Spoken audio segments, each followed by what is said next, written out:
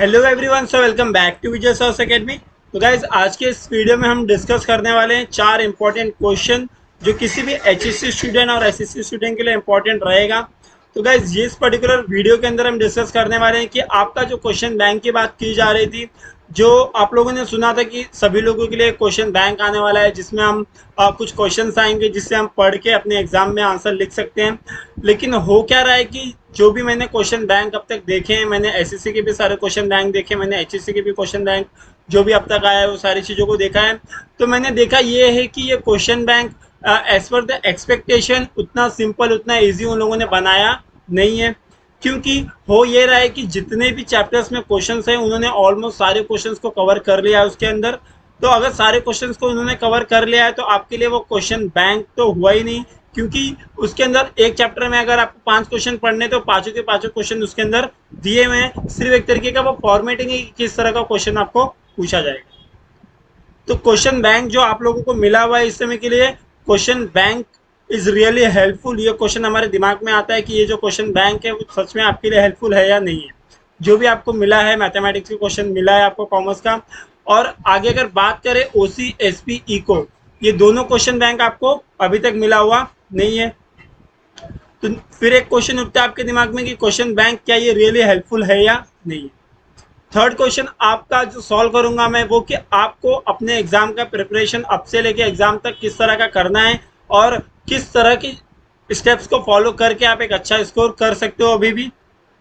Fourth सबसे important topic discuss करना है कोड लर्निंग के बारे में। क्या होती है इस वीडियो के एंड में मैं आपको बताऊंगा। तो गाइस वीडियो को पूरा देखना, चैनल को सब्सक्राइब कर लेना और ज़्यादा से ज़्यादा शेयर करना। पहले हम सॉल्व करेंगे इस क्वेरी को कि क्वेश्चन बैंक क्या रियली हेल्पफुल है। क्योंकि जैसे कि आप सभी लोगों ने क्वेश्चन बैंक देखा है, इस समय स्क्रीन पे मैं वही वेबसाइट का आपको स्क्रीनशॉट दिखा रहा हूँ जिसके अंदर कॉमर्स के मैथमेटिक्स का क्वेश्चन बैंक आया है। मगर ओसी एसपी इको अभी तक इंग्लिश मीडियम के लिए नहीं आया है, वो अभी तक उर्दू मीडियम के लिए आया हुआ है। तो आप ये सारी चीज़ें स्क्रीन पे देख सकते होंगे वहाँ पे कि अभी तक कॉमर्स के लिए ओसी एसपी इको का क्वेश्चन बैंक आया नहीं है। तो अगर ये क्वेश्चन बैंक आया नहीं है तो आपको क्या करना चाहिए। आप अपने व्यूज भी कमेंट में लिख सकते हो कि आपको अब तक जो क्वेश्चन बैंक मिला है वो कितना हेल्पफुल है या कितना हेल्पफुल नहीं है। और आगे उसके लिए आप कर क्या सकते हो। तो आप क्या कर सकते हो कि आपको जो मैंने ऑलरेडी चैनल पे वीडियोस डाले हैं, आपके इंपॉर्टेंट क्वेश्चन के वीडियो मैंने सेक्रेटरियल प्रैक्टिस एसपी के वीडियो बनाए हैं, इसके ऊपर इकोनॉमिक्स के वीडियो बनाए हैं, इकोनॉमिक्स के बाद मैंने ओसी के भी वीडियो उस पर बना के डाले हैं। तो तीनों के तीनों वीडियो आपको अवेलेबल है मेरे यूट्यूब चैनल के ऊपर। आपको करना बस ये है कि आप यूट्यूब चैनल पे जाइए, आप उस वीडियो को प्ले कीजिए। लिंक मैं डिस्क्रिप्शन में आप सभी लोगों को दे दूंगा, आपको वीडियो सर्च करने की जरूरत नहीं है, आप सिर्फ लिंक पे क्लिक कीजिए, इंपॉर्टेंट क्वेश्चन के वीडियो ओपन हो जाएंगे। आप बस उस पर क्लिक करना और टेक्स्ट बुक साथ में लेके बैठना। क्योंकि अगर आपके हाथ में टेक्स्ट बुक होगा तो आपको करना है क्या, सिर्फ क्वेश्चन देखना है, चीज़ों को टिक करना है और आगे बढ़ना है। तो अगर क्वेश्चंस को टिक कर लेते हो आपको पता होगा कि कितने क्वेश्चन आपको पढ़ने हैं। और सारे वीडियोस में मैंने ये बात भी बताई है कि कौन कौन से क्वेश्चन आप लोगों के लिए प्रेफरेंस के हिसाब से आपको पढ़ना है। जैसे कि अगर मैं आपको किसी चैप्टर में 4 क्वेश्चन देता हूँ तो उन 4 में से भी पहले आपको क्या पढ़ के पूरा कर लेना। गाइस सिर्फ हर चैप्टर से, हर सब्जेक्ट से 20 या 25 ही क्वेश्चन ऐसे हैं जो आपको पढ़ने हैं और अपना एग्जाम आप काफ़ी अच्छी तरह से दे पाओगे। तो ये सारे वीडियोस के लिंक जो है वो डिस्क्रिप्शन बॉक्स में मैं डाल दूंगा। आपको सिर्फ लिंक पे क्लिक करना है और वीडियो को प्ले करना है और पूरे वीडियोस को देख के आपको इंपॉर्टेंट क्वेश्चन वहां से लेना है। क्योंकि क्वेश्चन बैंक अगर आपका आएगा भी, जो कि अभी तक आया नहीं है, तो मुझे नहीं लगता वो उतना ज़्यादा इफेक्टिव रहने वाला है। क्योंकि क्वेश्चन बैंक जो आपको बोला गया था जिस हिसाब से, उस एक्सपेक्टेशन पे वो चीज़ आई नहीं है। अगला मैं आप लोगों को बताऊंगा कि आपको एग्जाम किस तरह से प्रिपेयर करना है। तो बेसिकली मैं आपको पहले तो यही बोलूंगा कि जो भी आपका सब्जेक्ट है, जितने सिलेबस आपको रिड्यूस हो गए उसको तो आपको पढ़ना ही नहीं है। जो चीज़ आप पढ़ रहे हो उस चीज़ का कॉन्सेप्चुअल क्लैरिटी दिमाग में रखो।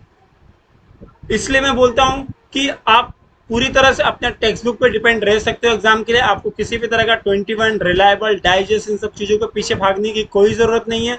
कोई भी आपको रिवीजन के नाम पे कुछ क्वेश्चंस दे देता है, रिविजन्स के नाम पे कुछ पढ़ा देता है और आपका कोई नोट्स दे देता है आपको, एकदम बोलते हैं ना कि एकदम महंगी नोट्स खरीद के कुछ मतलब नहीं है। आप अगर टेक्स्ट बुक में से 20 से 25 क्वेश्चन जो मैंने इंपॉर्टेंट बताया वो अच्छी तरह से कर लेते हो तो आपका पेपर में एक भी क्वेश्चन आप लीव नहीं करोगे, सारे क्वेश्चन आसानी से अटेम्प्ट हो जाएंगे।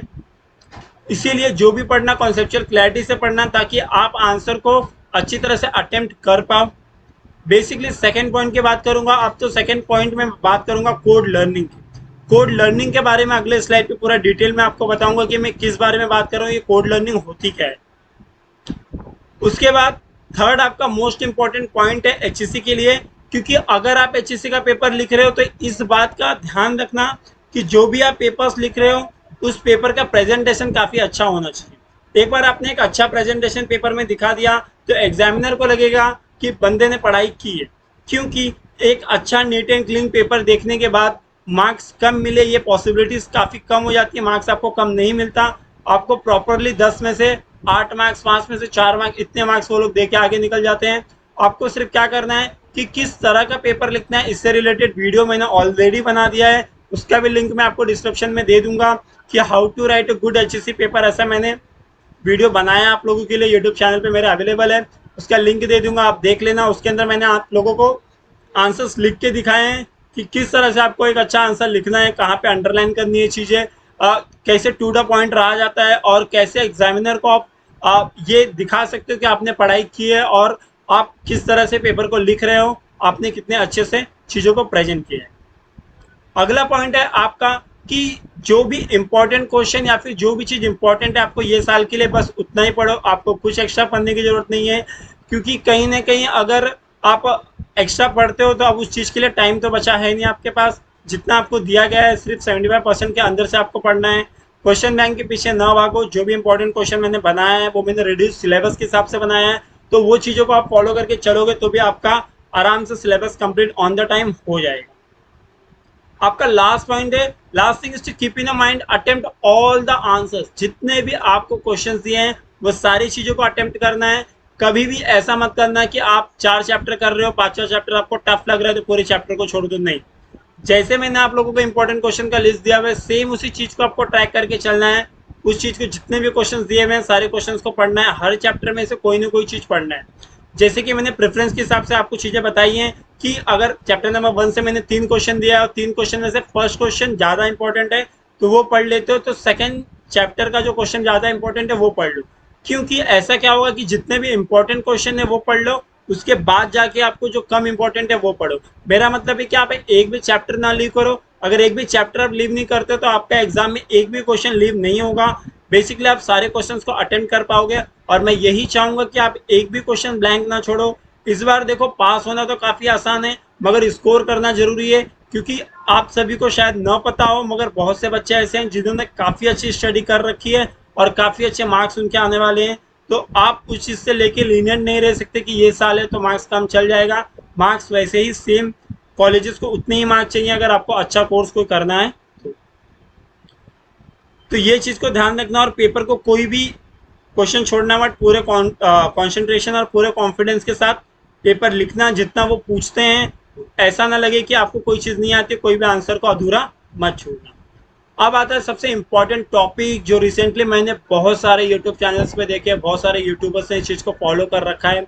आई होप आप सभी लोगों ने भी देखा होगा ऐसे वीडियोस ऐसे यूट्यूब चैनल्स को, ऐसे प्रोफेसर्स को जो ये चीज़ें सिखाते हैं। आपको सिखाते क्या है बल्कि रटाते हैं, मैं ये बोलूँगा। क्योंकि बहुत सारे यूट्यूब चैनल्स लोग ने जितने भी आपके समझ जाओ, अगर किसी भी जॉन स्टॉक कंपनी के फीचर हैं, किसी कॉर्पोरेट फाइनेंस के फीचर हैं, तो वो फीचर्स को वो लोग क्या करते हैं, फीचर्स के फर्स्ट पॉइंट को लेते हैं। फीचर्स के जो भी पॉइंट आपको दिया है, पॉइंट के पहले अल्फाबेट को लेते हैं। जैसे लिमिटेशन करके कोई पॉइंट है तो उसमें का एल चुरा लिया, अजेंशियल करके दूसरा पॉइंट है उसमें का ई ले लिया, फिर एस करके कोई पॉइंट है उसमें का एस ले लिया। तो उससे लेके वो लोग कोड बनाते जो समय आपके स्क्रीन पे दिख रहा है। जैसे अगर 3 बार एल आता है अगर उसके अंदर तो वो लोग एल क्यूब कर देंगे, फिर एस कर देंगे, फिर डबल एस डाल के के आई स्क्वायर कुछ भी डाल देंगे। तो वो उससे वो क्या करते हैं, चीज़ों को बोल देंगे कि क्या लेट्स किस ऐसा नाम है इसका, आप इसको याद कर सकते हो। लेकिन बेसिकली अगर आप लॉजिकली इस चीज़ को सोचो कि आपके हर एक सब्जेक्ट के अंदर ऑलमोस्ट 10 चैप्टर होते हैं, एक चैप्टर के अंदर आपको 5 क्वेश्चंस होते हैं मिनिमम। 5 क्वेश्चंस के अंदर 5 कोड आपके हाथ में आ गए। ऐसे ऐसे करके आपको, अगर मैं एसपीओसी इको की बात करूँ तो 3 सब्जेक्ट यहाँ पे हो गए। 3 सब्जेक्ट में 30 चैप्टर, 30 चैप्टर के अंदर हर चैप्टर में 5। अगर पूरा कैलकुलेशंस मारोगे तो 250 से 300 कोड आपके हाथ में होंगे बोर्ड एग्जाम के समय। अब आप फिजिबली सोचो, ये चीज़ पॉसिबल नहीं है कि कोई भी बच्चा 200 से 250 कोड याद कर पाए। क्योंकि एक दो आंसर्स के कोड आप बनाते हो, बात समझ में आती है। आपको चीज़ें ईजी दिखाने के लिए कि वो काफ़ी इफेक्टिव आपको टीचिंग दे रहे हैं दिखाने के लिए, उन्होंने सारे के सारे फीचर्स को कोड बना बना के आप लोगों को दे दिए।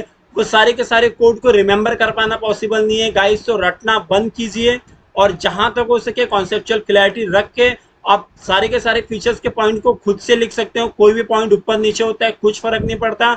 एग्जामिनर आपको देखता है कि आपके अंदर कितना टैलेंट है और आप अपने आप को कितना एक्सप्रेस कर सकते हो। वो ये नहीं देखता कि आप कितने अच्छे से रट्टा मार रहे हो, क्योंकि मगअप करोगे आंसर को, आप फेस करोगे। 10 स्टैंडर्ड नहीं है ये, 12 स्टैंडर्ड है। आप नेक्स्ट टाइम जाके किसी कॉलेज में अगर कोई भी प्रोफेशनल कोर्स करते हो तो वहाँ पे रटी हुई चीज़ें लिखने पे आपको मार्क्स नहीं मिलता। तो आपके अंदर अभी ये चीज़ डेवलप करना पड़ेगा। जो भी कॉन्सेप्चुअल क्लैरिटी है आपके दिमाग में रखो, उसके मुताबिक आप आंसर को लिखो। क्योंकि जो मैंने वीडियो अभी तक यूट्यूब चैनल पे बनाए हुए हैं, सारे के सारे वीडियो जो आप देखोगे तो मैंने कहीं पे भी आपको कोई भी चीज़ रटने के लिए नहीं बोला है। कोई भी फीचर मैंने आपको रटाया नहीं है बिठा के, मैंने सिर्फ आपको कॉन्सेप्चुअल क्लैरिटी दी है। अगर आपने वीडियो को प्रॉपरली देखा होगा तो ये बात आपने समझा होगा कि मैंने कहीं पर अगर रटाया नहीं, तो न रटाने का कारण ये है क्योंकि मैंने आपको सारे लाइंस के कॉन्सेप्चुअल क्लैरिटी दिए। बहुत सारे कमेंट्स में ये भी कमेंट सेक्शन में ये भी मुझे कमेंट आते हैं कि सर आप हर चीज़ के एग्जाम्पल नहीं देते। तो गाइस, एग्जाम्पल हर एक चीज़ के दिए जाते हैं, मुझे भी पता है, मगर वो वीडियो का लेंथ बढ़ाना हो जाए इसलिए मैं हर चीज़ के एग्जाम्पल्स नहीं दे पाता। लेकिन जितने एग्जाम्पल जरूरी है आपके एग्जाम पॉइंट ऑफ व्यू से, उतने एग्जाम्पल मैं दे देता हूँ जो भी आपके टेक्स्ट बुक में दिए हुए हैं। तो गाइज, आपसे प्लीज़ इस चीज़ को देखना है कि कोई भी कोड लर्निंग वाले चैनल्स को फॉलो ना करो जहाँ पे आपको हर एक आंसर्स के कोड दिए जाते हैं। वो आपके लाइफ, मतलब बोलते हैं ना एक तरीके से कि जो पढ़ने का आपका तरीका है पूरी तरह से खराब किया जा रहा है। तो कंसेप्चुअल क्लैरिटी पे ध्यान रखो, सब्जेक्ट को समझो, लंबे समय के लिए आपको याद रहेगा।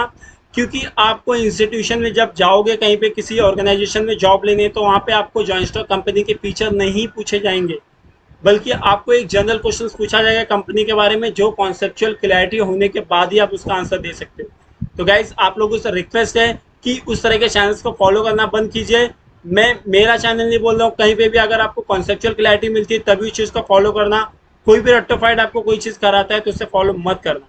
जैसे यहाँ पे आप लोग स्क्रीन पे भी देख सकते हो, यहाँ पे कहीं पे लेस किस लिखा है, कहीं पे दिल लिखा है, कहीं पे रेजिंग लिखा है, तो आपको पॉइंट्स बना के दे दिए जाते हैं, जो एक तरीके का मैं बोलूँगा स्टडी के लिए क्राइम है।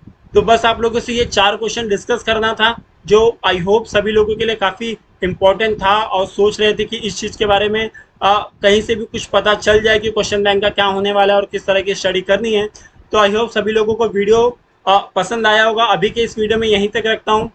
आगे सारे सिलेबस कंप्लीट है, प्लेलिस्ट पे जाके आप इको OCSP के वीडियो देख सकते हैं। तो अभी की वीडियो में बस इतना ही, मिलता है अगले वीडियो में। तब तक के लिए bye bye, take care, be safe, be at home.